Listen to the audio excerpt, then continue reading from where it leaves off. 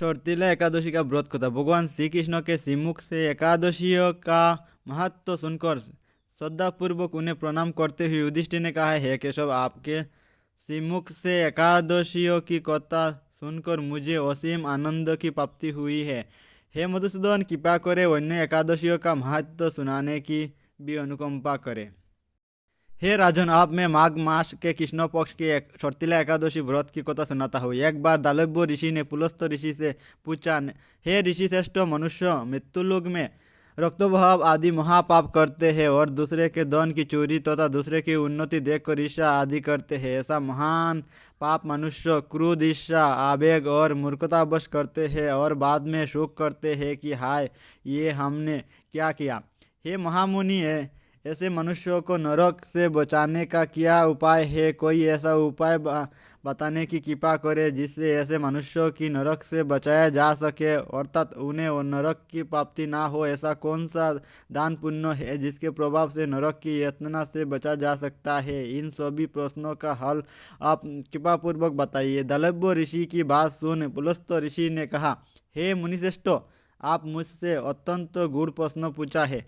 इससे संसार में मनुष्यों का बहुत लाभ होगा। जिस रहस्य को इंद्र आदि देवता भी नहीं जानते, वह रहस्य मैं आपको अवश्य ही बताऊंगा। माघ मास आने पर मनुष्यों की स्नान आदि से शुद्ध रहना चाहिए और इंद्रियों के वश में करके तथा काम, क्रोध, लोभ, मोह, ईर्ष्या तथा अहंकार आदि से सर्वथा बचना चाहिए। पुष्ण नक्षत्र में गोबर, कपास, तिल मिलाकर उपले बनाने चाहिए। इस उपलों को 108 बार हवन करना चाहिए। जिस दिन मूल नक्षत्र और एकादशी तिथि हो तब अच्छे पुण्य देने वाले नियमों को ग्रहण करना चाहिए। स्नानादि नित्य कर्मों से देवों के देव भगवान श्रीहरि का पूजन व कीर्तन करना चाहिए। एकादशी के दिन उपवास करे तथा रात को जागरण और हवन करे। उसके दूसरे दिन धूप दीप नैवेद्य से भगवान श्रीहरि की पूजा अर्चना करे तथा खिचड़ी का भोग लगाए। उस दिन श्री विष्णु को पेड़ा, नारियल, सीताफल या सुपारी सहित अर्घ्य अवश्य देना चाहिए। तदुपरांत उनकी स्तुति करनी चाहिए। है जगदीश, आप निराश्रित को शरण देने वाले हैं, आप संसार में डूबे हुए का उद्धार करने वाले हैं। हे कमल नयन, हे मधुसूदन, हे जगन्नाथ, हे पुंडरीकाक्ष, आप लक्ष्मी जी की सहित मेरे इस तुच्छ अर्घ्य को स्वीकार कीजिए। इसके पश्चात ब्राह्मण को जल से भरा घड़ा और तिल दान करनी चाहिए। यदि संभव हो तो ब्राह्मण को गौ और तिल दान देना चाहिए। इस प्रकार मनुष्य जितने तिल का दान करता है वह उतने ही सहस्र वर्ष स्वर्ग में वास करता है। तिल स्नान, तिल की उपटन, तिलोदक, तिल का हवन, तिल का भूजन और तिल का दान, ये 6 प्रकार तिल का उपयोग करना चाहिए उस दिन, एकादशी का दिन। इस प्रकार 4 रूप में तिलों का प्रयोग शर्तिला कहलाती है। इससे अनेक प्रकार के पाप नष्ट हो जाते हैं। इतना कहकर पुलस्त ऋषि ने कहा, अब मैं एकादशी की कथा सुनाता हूँ। एक बार नारद मुनि ने भगवान श्रीहरि से शर्तिला एकादशी का महत्व पूछा। वे बोले, हे प्रभु, आप मेरा प्रणाम स्वीकार करें। शर्तिला एकादशी के उपवास का क्या पुण्य है, उसकी क्या कथा है, कृपया करें मुझसे कहिए। नारद की प्रार्थना सुन भगवान श्रीहरि ने कहा, हे नारद, मैं तुम्हें प्रत्यक्ष देखा सत्य वृत्तांत सुनाता हूँ, ध्यान पूर्वक श्रवण करो। बहुत पहले मृत्युलोक में एक ब्राह्मणी रहती थी। वह सदा व्रत उपवास किया करती थी। एक बार वह 1 माह तक उपवास करती रही।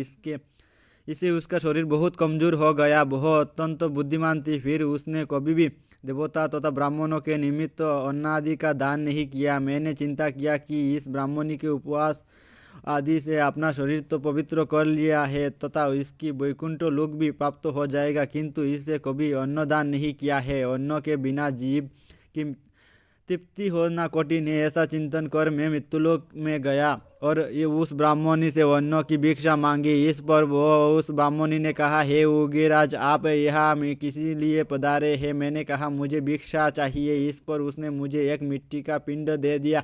मैं उस पिंड को लेकर स्वर्ग लौट आया। कुछ समय व्यतीत होने पर वह ब्राह्मणी शरीर त्याग कर स्वर्ग आई। मिट्टी के पिंड के प्रभाव से उसे उस जगह एक आम वृक्ष सहित घर मिला, किंतु उसने उस घर को अन्य वस्तुओं से खाली पाया। वह घबराई हुई मेरे पास आई और बोली, हे प्रभु, मैंने अनेक व्रत आदि से आपका पूजन किया है, किंतु फिर भी मेरा घर वस्तुओं से रिक्त है। इसका क्या कारण है? मैंने कहा तुम अपने घर जाओ, और जब देव स्त्री तुम्हें देखने आए तब तुम उनसे शर्तिला एकादशी व्रत का महत्व तो उसका विधान पूछना। जब तक वह ना बताए तब तक दान नहीं खोलना। प्रभु के ऐसे वचन सुन वो अपने घर गई, और जब देव स्त्री आई और द्वार खोलने के लिए कहने लगी, तब उस ब्राह्मणी ने कहा, यदि आप मुझे देखने आई है तो पहले मुझे शर्तिला एकादशी व्रत का महत्व बताइए।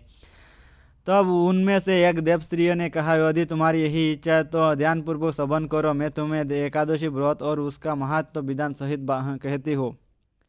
जब उस देव स्त्री ने शर्तिला एकादशी का महत्व सुना दिया तब उस ब्राह्मणी ने द्वार खोल दिया। देव स्त्रियों ने ब्राह्मणी को सब स्त्रियों में से अलग पाया। उस ब्राह्मणी ने भी देव स्त्रियों के कहे अनुसार शर्तिला एकादशी का उपवास किया, और उसके प्रभाव से उसका गौर धन धान्यों से भर गया। तो हे पार्थ, तो मनुष्य को अज्ञान को त्याग कर शर्तिला एकादशी का उपवास करना चाहिए। इस एकादशी व्रत के करने वाले को जन्म जन्मांतर निरुक्ता प्राप्त हो जाती है। इस उपवास से मनुष्य को सभी पाप नष्ट हो जाती है। कथा सार, इस उपवास को करने से जहाँ हमें शारीरिक पवित्रता और निरोगता प्राप्त होती है, वही अन्न तिल आदि दान करने से धन धान्य में बढ़ोतरी होती है। इससे ये भी सिद्ध होती है कि मनुष्य जो जो और जैसा दान करता है, शरीर त्यागने के बाद उसी फल भी वैसा ही प्राप्ति होते हैं। और तो धार्मिक कृत्यों के साथ साथ हमें दान आदि अवश्य करना चाहिए। शास्त्रों की वर्णित है कि बिना दान किए कोई भी धार्मिक कार्य संपूर्ण नहीं कर सकता। जय श्री कृष्ण। ये शर्तिला एकादशी का व्रत महत्व यहाँ पर समाप्त होती है। जय श्री कृष्ण।